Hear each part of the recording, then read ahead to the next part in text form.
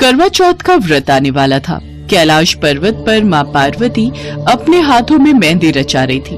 भगवान शिव उनसे बोले, क्या बात है देवी, आज आप अपने हाथों पर मेहंदी रचा रही हो? कोई खास आयोजन है क्या? कल करवा चौथ का त्योहार है स्वामी, आपको तो ज्ञात ही है इस व्रत से मेरा कितना लगाव है। मैं भी प्रतिवर्ष इस व्रत के आने की आस लगाती हूँ ताकि मैं आपकी रक्षा की कामना हेतु और अपने प्रेम को और भी अटूट बनाने के लिए ये व्रत कर सकूं। देवी, आप तो मेरी शक्ति हैं। आपके और मेरे प्रेम का तो जन्मों जन्मों का संबंध है। आपकी भक्ति मेरे हृदय को छू जाती है। देवी, आपकी भक्ति प्रेरणादायक है जो पृथ्वी पर प्रत्येक सुहागिन स्त्री का अपने पति के लिए प्रेम और समर्पण का प्रतीक है।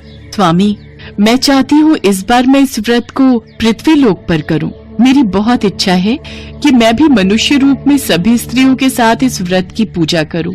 जैसी आपकी इच्छा देवी पार्वती। यदि आपकी पृथ्वी लोक पर यह व्रत मनाने की इच्छा है तो आपको पृथ्वी लोक पर अवश्य जाना चाहिए।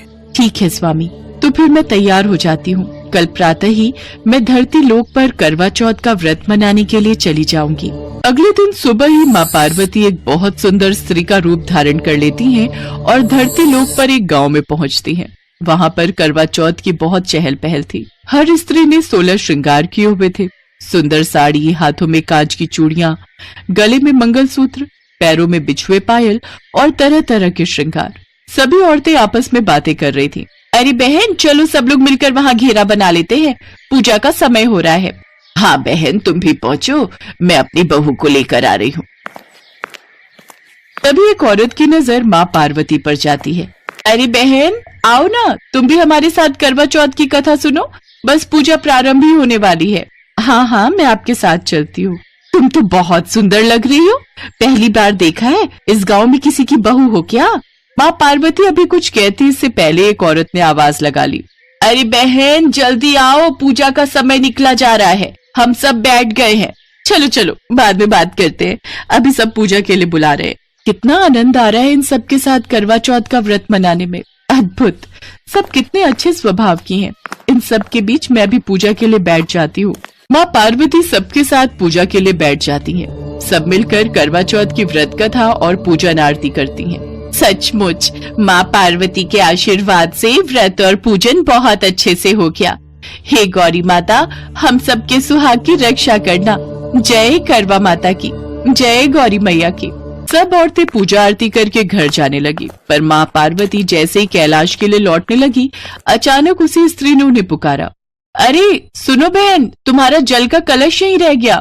अरे मैं भूल गई, मैं अभी उठा लेती हूँ। हमारी बात बीच में अधूरी रह गई। तुम्हें इस गांव में पहली बार देख रही हूँ। तुम्हारा घर कहाँ है? मैं इस गांव में नई नई आई हूँ, कुछ दिन पहले ही यहाँ रहना शुरू किया है।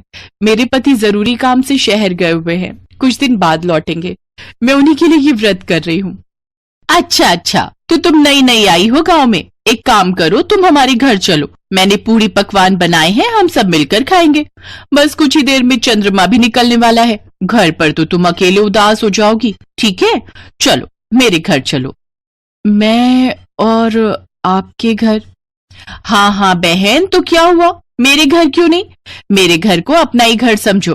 त्योहार पर अकेले के लिए तुम क्या ही भोजन बनाओगी? मैंने तो बहुत कुछ बनाया हुआ है, मिलकर खाएंगे, अच्छा लगेगा। तुम्हारे पति भी शहर में है, वैसे कब आएंगे? दिवाली से पहले आ जाएंगे। उस औरत के इतने अच्छे स्वभाव को देखकर माँ पार्वती से रहा नहीं गया। वो उसके साथ उसके घर चली गई, पर माँ पार्वती को तो भगवान शिव की पूजा करनी थी, उनसे आशीर्वाद लेना था। सब चंद्रमा निकलने का इंतजार कर रहे थे। अचानक बहुत तेज आंधी तूफान आने लगा। आकाश में काले बादल छा गए। अरे सुशीला बहन, अब चंद्रमा कैसे पूजेंगे? आकाश में तो कुछ भी नजर ही नहीं आ रहा। अंधेरी और तूफान से चंद्रमा बादलों में छुप गया है। बिना चंद्रमा के दर्शन के हम व्रत कैसे खोलेंगे? अब तो एक ही रास्ता है कि माँ पार्वती से प्रार्थना करें कि वो हमें चंद्रमा के दर्शन करवा दे। चलो हम सब मिलकर माँ पार्वती से प्रार्थना करते हैं। सब स्त्रियां माँ पार्वती से प्रार्थना करती हैं कि आसमान साफ हो जाए और उन्हें चंद्रमा के दर्शन हो जाए।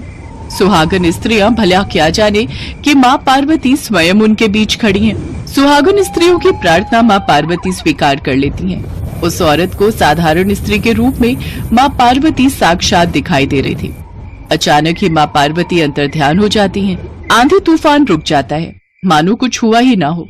आसमान साफ हो जाता है और सब स्त्रियों को चंद्रमा के दर्शन होते हैं।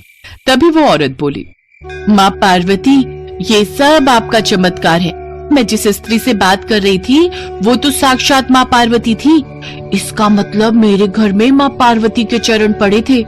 हे मैया, आपने तो मेरे भाग्य ही खोल दिए। आपकी जय हो माँ। आप हमारे साथ करवा चौथ मनाने के लिए धरती पर आई। हाँ बहन, वो जो बहन 16 श्रृंगार किए हुए थी वो वास्तव में माँ पार्वती थी।